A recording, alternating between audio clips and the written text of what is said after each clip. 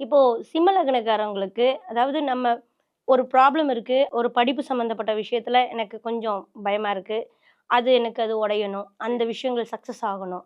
அப்படியெல்லாம் இருக்கு அப்படின்னா, நீங்க அதுக்கு சக்கரத்தாழ்வார் வழிபாடு, ஆழ்வார்களுடைய வழிபாடு ரொம்ப முக்கியமான வழிபாடா இருக்கும். அப்போ அதாவது மனிதனே தெய்வமா இருந்தவங்கலாம் இருக்காங்க இல்லையா? தெய்வத்த ஒரு மனிதன் பூஜித்து அவன் தெய்வமா இருப்பாள். அந்த மாதிரி அது ஆழ்வார் சிவன் ஆலயங்கள்ல பார்த்தீங்கன்னா, 63 நாயன்மார்கள் இருப்பாங்க. பெருமாள் கோயில்ல பார்த்தீங்கன்னா, ஆழ்வார்கள் ஜாஸ்தி இருப்பாங்க. பெருமாள பாடுனவங்க. அந்த ஆழ்வார்களுடைய வழிபாடு.